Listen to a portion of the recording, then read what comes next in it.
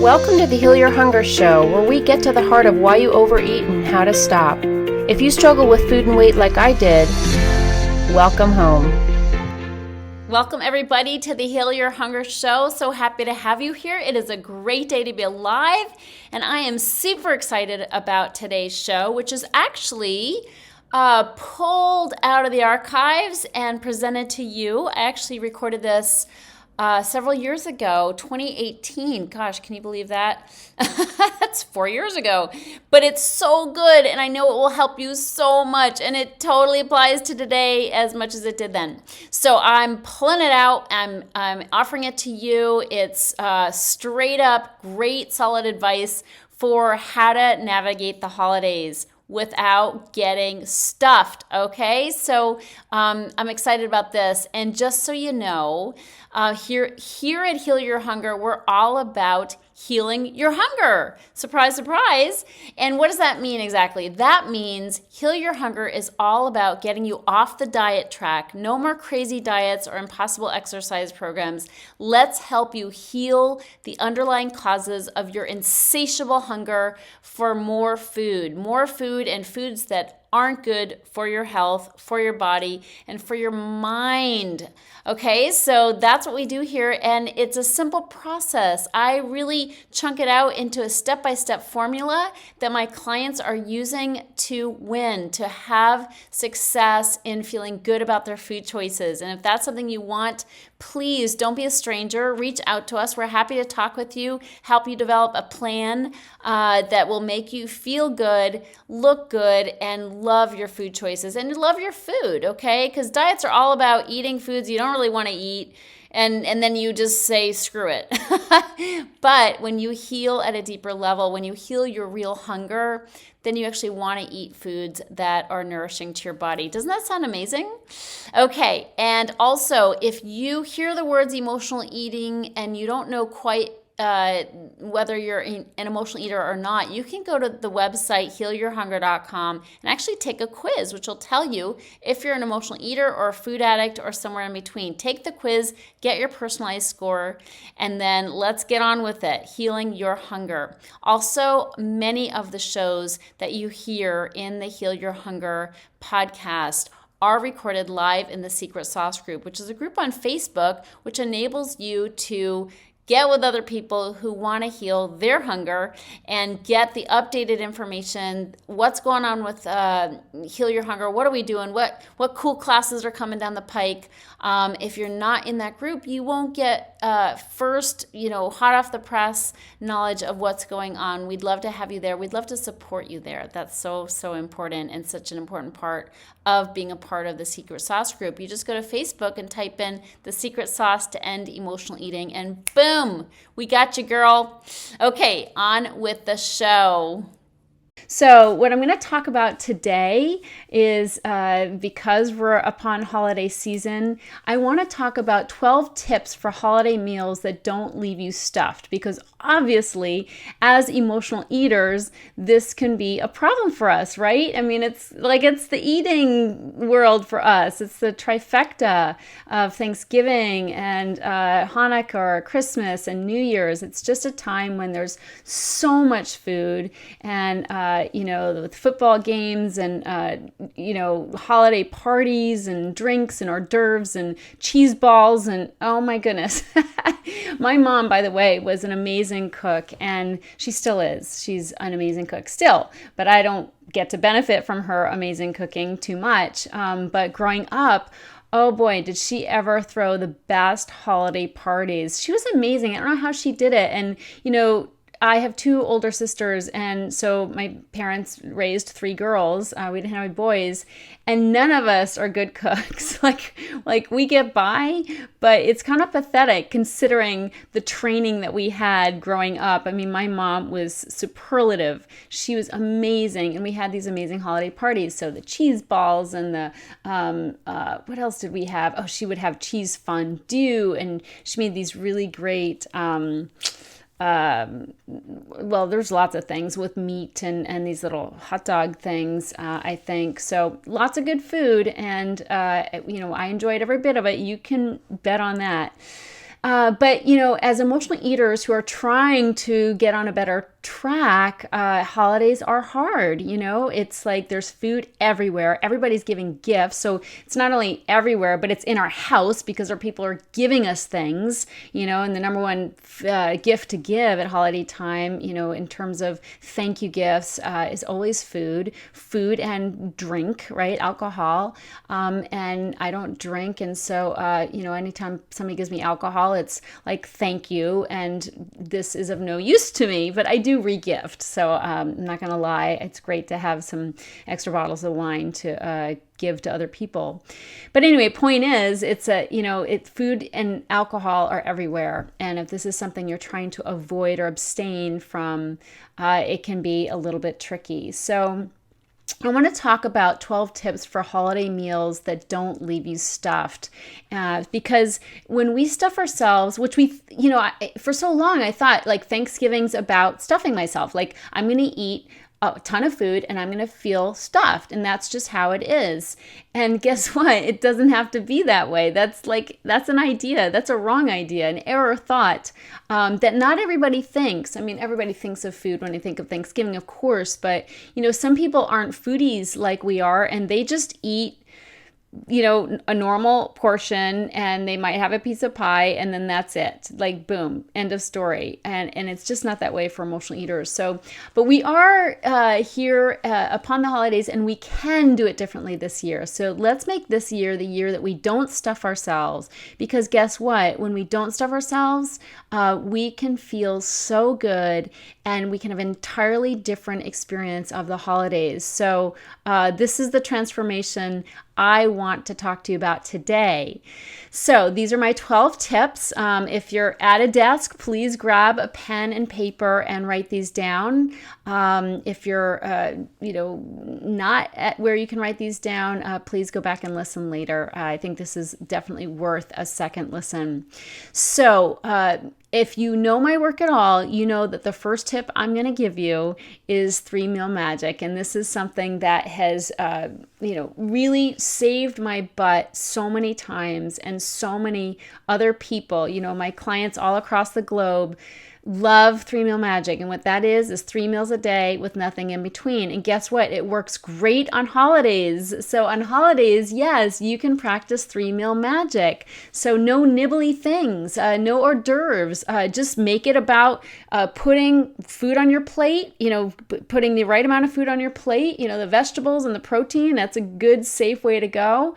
Put it on your plate, get, whatever things that you would like to eat, sit down, eat the meal, and that's your meal. That's one of 3 meals. Okay. It's not about eating no breakfast and stuffing yourself at lunch or a Thanksgiving meal and then not eating later to try to make up for it. Your body's going to be so much happier if you just have a normal size meal, whatever meal of the day it is. I like all my meals to be about the equal amount so that my body just knows this is the amount of food we eat. And when we eat more than that, we feel full. When we eat less than that, we don't feel like we've gotten enough. So the same amount every day helps me monitor and be able to gauge, not monitor, but gauge how much I'm eating. Because when I start to feel full, I'm rightfully getting there. It's time to stop. So that's super, super helpful for me.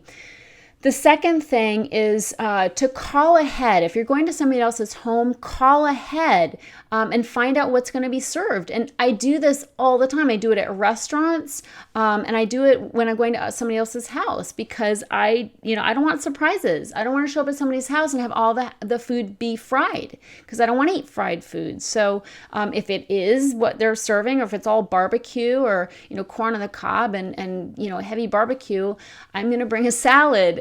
So make sure that you call ahead, find out what's being served. Nowadays, it's such a normal thing. Nobody will think less of you for doing this. You're just taking care of yourself. There's so many, different food needs nowadays with gluten and, dairy and other things that are allergens for people, or, just something they're trying to avoid, understandably so, because nowadays we're very aware that our bodies are sensitive, our guts are sensitive, and we need to take care of ourselves and get our food needs met. So go ahead and call ahead, find out what's being served. If there's plenty that you can choose from that will work for you. If you know there'll be plenty of vegetables there or a meat that works for you, you're good to go. But I always am prepared to bring a dish so that I'm not surprised, so that I have something I can eat. And usually, when I'm bringing a dish that's veggies, which is usually what I bring, people are so grateful because there's never enough veggies at holiday meals. I mean, it's always about goopy stuff. So,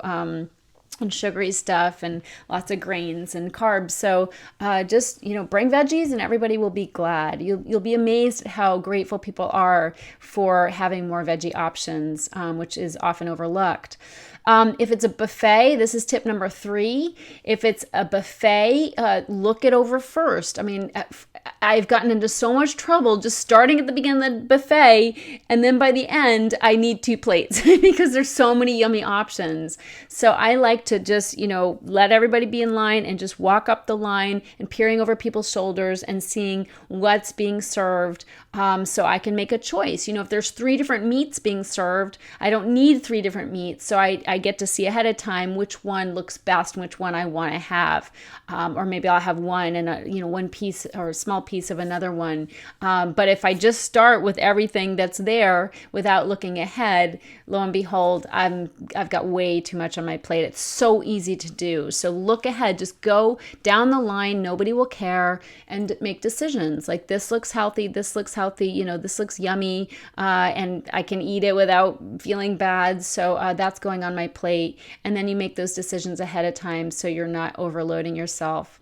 Tip number 4, don't eat standing up. Okay, when it comes time to actually eat, go through the buffet line, get your food, put it on a plate. I don't like to do little small plates. I get a big plate, and if there's hors d'oeuvre things and I want some of it, I put that on my plate. That's going to be part of my meal. Then I get the other meal things, and then I sit down. Okay, so important to sit down, enjoy your meal. Sit down, breathe, and enjoy your meal. And I don't eat standing up. It's like a rule for me. I don't eat standing up because if I eat standing up, it's like I haven't eaten. It's too chatty, too casual, too breezy, and it's like it never happened. And I do not want to miss my meal. If I'm eating 3 and 3 only that day, I don't want to miss it. So go ahead and sit down. Find a place to sit. This is what I do. It's like a cardinal rule for me. I don't eat standing up because I don't enjoy my food as much. I like to sit down, take it in, realize what I'm doing. I'm sitting down for a meal, and then, it happens. I enjoy it, and then I get up, and then I move on from the meal. But it's really, really important. It's subtle. It might seem kind of strange to make that a rule, but I want to be present for my meal. I want to enjoy my meal. And even if that means not chatting as much with people, so be it. I want to, really take it in and enjoy what I'm eating. And when I'm moving or in the car or standing up, it just doesn't happen. Tip number 5, there's no such thing as just one. Okay, this is my just one theory. If you've read my book, I have a cartoon that says, I'm just going to have one, but there's no such thing for emotional eaters as just one. I mean, once you get me started, I don't stop. If it's yummy, I want more. So there's no such thing as just one. And so just know that, because another saying of mine is none is better than some. So it's actually easier to just abstain, say no thank you, than to try to eat one.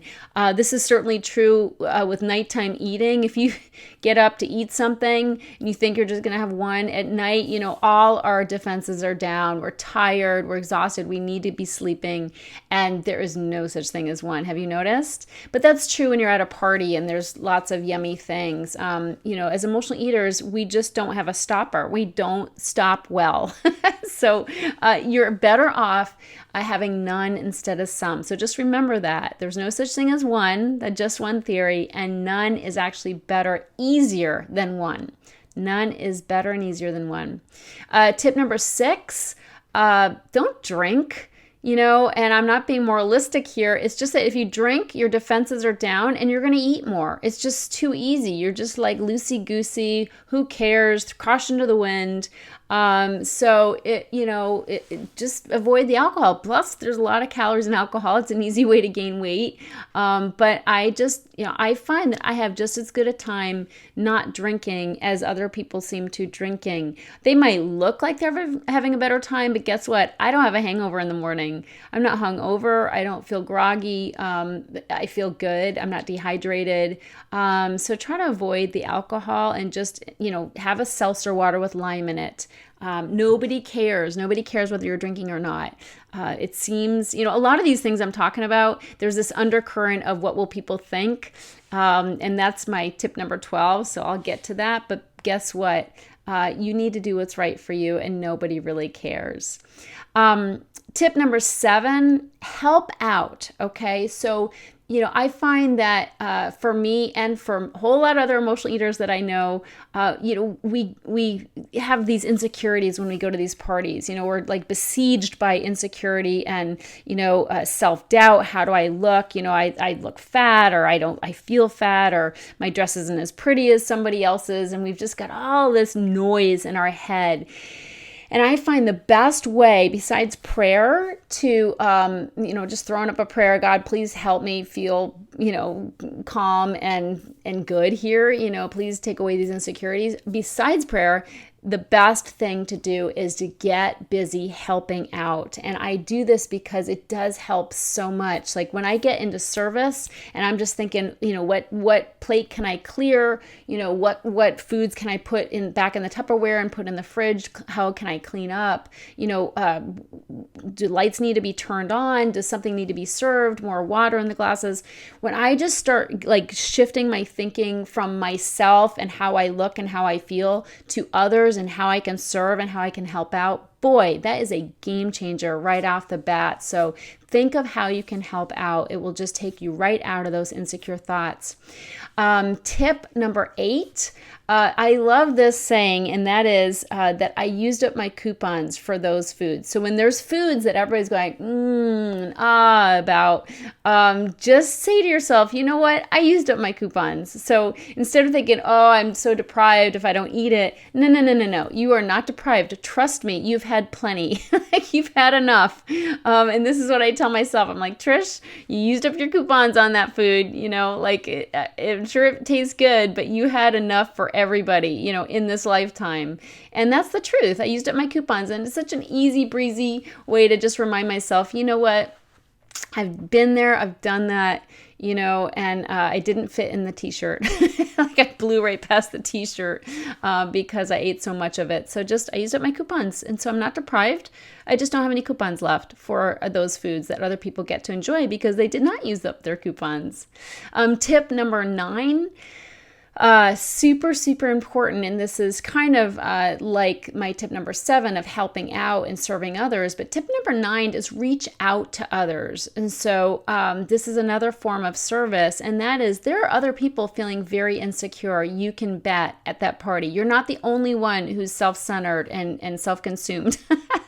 So think of, scan the room, and is there somebody new there? Is there somebody who's never been to that party before? Is there somebody who doesn't normally belong to this crowd or this membership, or if you're at a, networking party or something? Is there somebody who might feel incredibly awkward and incredibly out of place and might be wanting to leave because they feel so out of place and awkward? You can make a difference for that person. Reach out to that person. This is a great way to come through your own insecurity, is think about who else might be feeling insecure and talk to that person. Maybe make a plan to talk to 2 or 3 new people that you don't know during the party. My tendency is to want to talk to the people only that I know because there's comfort there. I don't have to walk through uncomfortable feelings. But think about reaching out to somebody or 2 or 3 people that you don't know. Push yourself to put your hand out and say, hi, nice to meet you. Because guess what? That's going to break the ice for them as well. And it will make you feel so good. It will make you feel so good that you walked through that fear. Because that's all we're talking about here, guys. We're talking about fear. Fear is a boogeyman, and it traps us into small actions. It traps us into inaction. And if you just, make a pact with yourself to talk to 3 new people at a party, boy, oh boy, who knows what'll happen. All kinds of things could happen, wonderful things and new connections that you'll make and conversations that you'll have and things that you'll learn. I mean, it will open up a whole new world for you, but you do have to push yourself beyond that fear. So just, make a pact at the beginning and just say, my goal here tonight is to talk to 3 new people, to put my hand out and introduce myself to 3 new people. And you won't believe the wonderful things that can happen from that. And the best of all being that you will feel good about yourself, that you walked through your fear. That's what it's about, after all.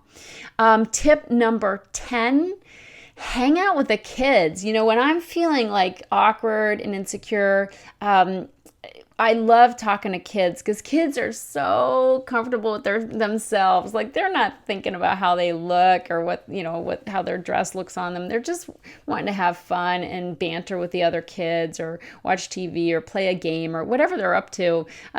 Just enjoy them, hang out with them. If you're really pained by being with adults, which I have been in the past at times, sometimes I'm so bored by conversation, I'll just go look for the kids and I'll hang out with the kids. And there's nothing wrong with that because it gets you out of yourself. Kids are so joyful and wonderful, and it can really help your mood, frankly.